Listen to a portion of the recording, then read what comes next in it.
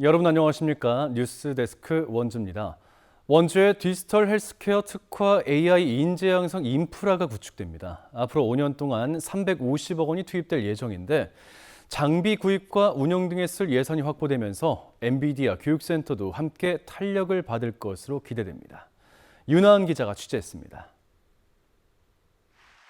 이재명 정부는 앞으로 5년의 임기 동안 중점 추진할 123대 국정과제를 발표하며 인공지능 3대 강국 도약을 강조했습니다.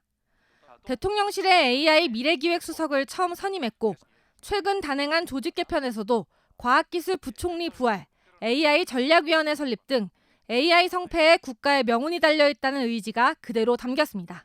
산업과 지역에 AI를 확산하겠습니다. 첨단 GPU 5만 장 이상을 조기에 구축하고 양질의 데이터를 확보하여 기업과 인재들이 마음껏 역량을 발휘하도록 지원하겠습니다. 이런 정부 기조에 발맞춰 원주의 AI 인재 양성을 위한 인프라가 구축됩니다. 2026년부터 2030년까지 5년간 총 350억 원이 투입될 예정입니다. 디지털 헬스케어 기반 AI 융합 혁신 교육 허브 조성 사업은 크게 4가지 축으로 진행됩니다. AI 실습 실증 인프라 조성에 100억 원, 의료 데이터 기반 버티컬 피지컬 AI 실무 기술 인력 양성에 120억 원, 융합형 AI 전문가 인력 양성에 90억 원, 글로벌 공동 교육 및 인증 생태계 조성에 40억 원 등입니다. 원주는 풍부한 공공보건의료 데이터와 의료기관 인프라를 보유하고 있는 만큼 이를 AI와 접목해 특화 발전시킨다는 구상입니다. 챗 GPT 같은 범용 AI가 아닌 의료 특화 AI 서비스 개발과 프로그램 교육이 진행되고 진단, 임상, 연구, 실증 등의 AI를 활용하고자 하는 기업체와의 협업, 나아가 원주에서 배출한 인재들의 창업까지도 기대됩니다. 또 정부가 관심을 가지고 있는 국산 GPU 개발, 전반적인 AI 산업 발전에도 원주가 핵심적인 역할을 할 수 있을 것으로 기대가 모아지고 있습니다.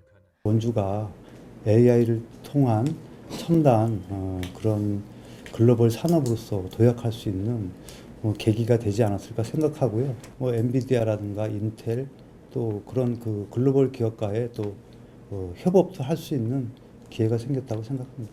지난 5월 대만 방문 당시 구체화된 원주 엔비디아 교육센터 운영에도 청신호가 켜졌습니다. 원주시는 시 예산을 들여 우선 건물을 매입하고 배정된 예산으로는 GPU 등 장비를 구입할 계획입니다. 국가 전략 산업으로 꼽히는 AI 반도체 분야, 원주에서 어떤 결실을 맺을지 주목됩니다. MBC 뉴스 윤하은입니다. 강릉이 극심한 가뭄을 겪으면서 물 부족에 대한 위기감이 고조되고 있는데요. 원주에서도 산업단지 조성과 그에 따른 물 부족에 대비해 취수원 다변화가 필요하다는 목소리가 나오고 있습니다. 보도에 황구선 기자입니다. 원주 불온산업단지에 이어 기업도시와 혁신도시 인근에 농공단지와 산단 조성이 추진되고 있습니다. 수도권 식수원인 팔당상수원 상류에 위치해 각종 규제로 묶인 원주시는 규제 지역을 피해 최대 13곳 480만 평의 산업단지를 추가로 조성할 계획입니다. 중장기적인 관점에서 물환경 규제가 없는 곳에 산업단지 입지를 잘 찾아서 추가적인 산업단지를 열심히 확충해 나가도록 하겠습니다. 팔당상수원 보호를 위해 원주에 지정된 폐수 등 배출시설 설치 제한 지역은 7개 읍면에 걸쳐 260제곱킬로미터, 원주시 전체 면적 3분의 1에 달합니다.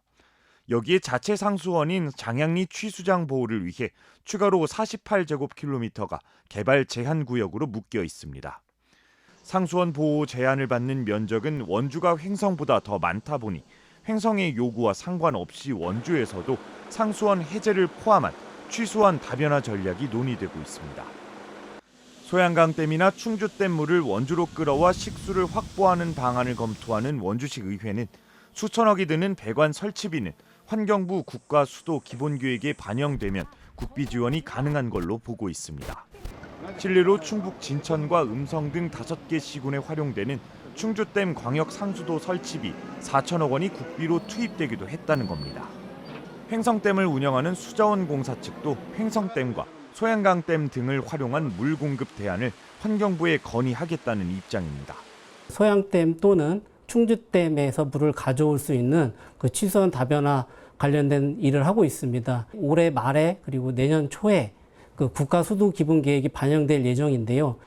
생활권이 같으면서 상수원 보호구역 직접 규제를 받는 원주와 횡성 두 시군이 각기 주장을 펴기보단 함께 효과를 누리는 협력이 필요하다는 제안도 나오고 있습니다. 원주 횡성 한 10명의 추진단을 꾸려서 한번 얘기를 해보자. 우리가 함께 머리를 맞대고 풀어봐야 된다고 생각합니다. 한편 강원에서 팔당 상수원과 가장 가까운 춘천은 제외되고 보다 먼 원주만 보호 규제를 받고 있고 남한강을 공유하는 충북 충주 역시 빠져 있어 규제 형평성 논란도 계속되고 있습니다. MBC 뉴스 황구선입니다. 도암댐 방류에 반대했던 정선군과 영월군 등이 가뭄 극복을 위한 비상 방류에 동의했습니다.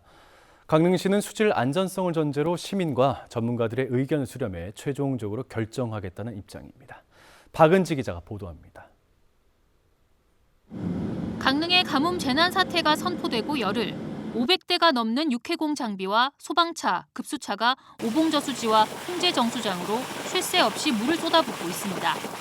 이렇게 확보한 물은 하루 3만 톤까지 늘었지만 강릉시 하루 사용량 8만 톤에 비하면 절반도 안 됩니다. 강릉시는 최악의 경우 하루 사용량을 4만 톤까지 줄여 버티기로 했는데 그보다도 10,000톤이 적은 겁니다. 이런 상황에서 도암댐 비상방류로 하루 10,000톤을 확보하자는 논의가 진전되고 있습니다. 먼저 강릉시 의회 의원들은 환경부가 1급수라고 밝힌 도암댐 방류 터널에 있는 물을 받자는 의견을 강릉시에 제출했습니다.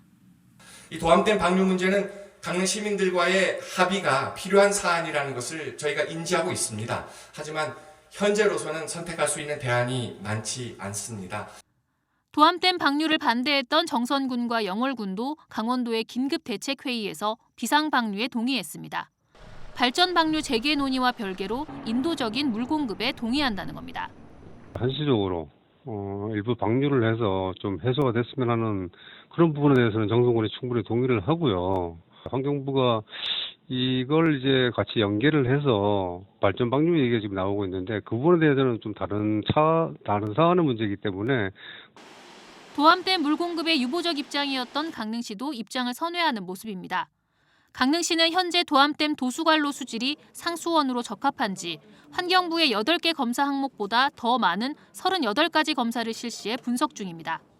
최종 결정은 시민과 전문가 의견 수렴을 거쳐 공식 발표하겠다는 입장입니다. 현재 도수관로 내 수질 측정 자료를 분석하고 있고 또 시민단체라든가 강릉시 의회 의견 수렴을 바탕으로 해서 긍정적으로 검토는 하고 있으나 최종적인 결론은 강릉시에서 공식적으로 입장을 밝힐 계획입니다.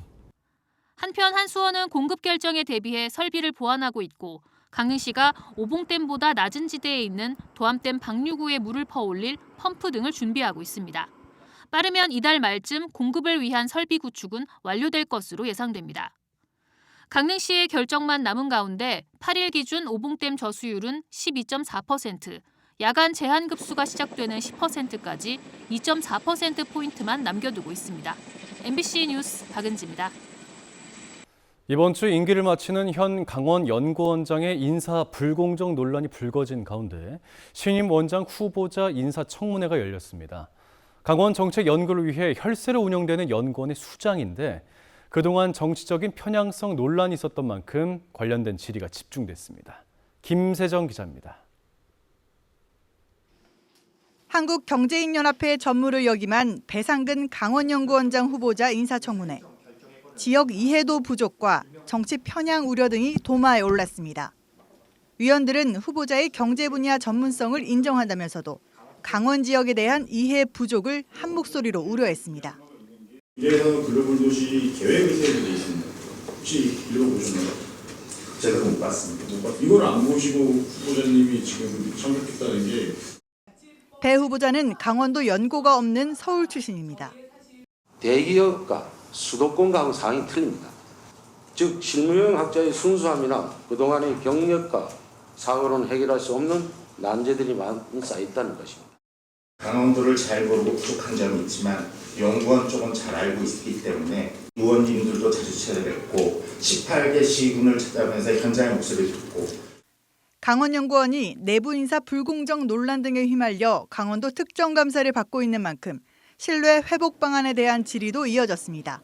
앞서 강원연구원은 승진 인사 논란에 대한 사실관계 확인과 인사규정 전반 점검을 위해 강원도 감사위원회의 감사를 받고 있습니다. 그 원장마다의 그 연구원들이 어떤 그 조직 내에서 줄서기하거나 팔을 나누거나 이런 사항들이 고질적인 사안입니다. 저는 그런 부분에서는 완전히 중립적이고 독립적이라고 생각합니다. 후보자의 도덕성을 둘러싼 논란도 제기됐습니다. 리더십 문제라든가 또 조직원들하고의 공감 능력이라든가 좀 부정적으로 내용들을 적실해서 이렇게 제보를 한 부분이 있습니다. 배 후보자는 사실관계가 맞지 않는 악의적인 댓글 수준이라고 답했습니다. 강원도의회 강원연구원장 인사청문특위는 오는 10일 배 후보자에 대한 청문보고서 채택 여부를 최종 결정할 예정입니다. MBC 뉴스 김세정입니다. 2026학년도 대입 수시 모집 원서 접수가 오늘부터 시작됐습니다.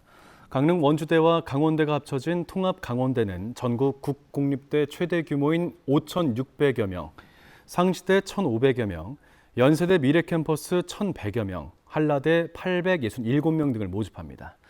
4년제 대학의 수시 원서 접수는 12일까지 진행되고 전문대학은 1차가 이달 30일까지, 2차는 11월 21일까지 이어집니다.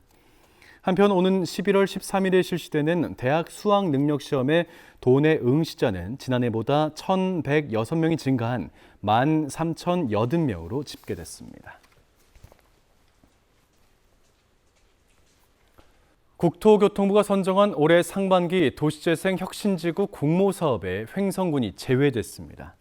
강원도가 반대했던 춘천시 옛 캠프 페이지가 선정되고 강원도 지원을 받았지만 이번 사업에 제외된 횡성군은 올해 하반기 공모에 다시 도전합니다. 횡성에선 지난해 횡성 초교 주변 옛 수송중대 부지가 도시재생 혁신지구 후보지가 됐고 최종 선정되면 국비 250억 원과 건축 규제 완화 혜택을 받습니다. 원주시가 불법 주정차로 교통 혼잡을 빚는 단계 택지 장미공원길 택시 승강장에 24시간 CCTV를 설치해 불법 주정차 단속에 나섭니다. 원주시는 불법 주정차 차량들로 택시들이 승강장에 진입하지 못해 교통 혼잡이 빚어지고 긴급 차량 출동에도 어려움이 많았다며 오늘부터 주정차 차량에 과태료를 부과합니다. 다만 지역상권 활성화를 위해 점심시간인 오전 11시부터 오후 2시까지 단속 유예 시간이 운영되고 기존 택시 승강장 19면 중 9면이 노상 주차장으로 전환됩니다. 원주 태장 배수지 신설 사업으로 단구동 일대 송배수관로 설치 공사가 진행됩니다. 원주시 상하수도 사업소는 오는 11월 말까지 단구동 송림 사거리부터 늘품 사거리, 의료원 사거리 구간에서 양방향 각 1개 차로씩을 통제하고 송배수관로 설치 공사를 진행해 교통 혼잡이 예상됩니다. 원주시는 태장동과 행구동, 봉산동 구역의 원활한 수도 공급을 위해 지난해부터 태장 배수지 신설 공사를 진행하고 있습니다. 지금까지 뉴스데스크 원주였습니다.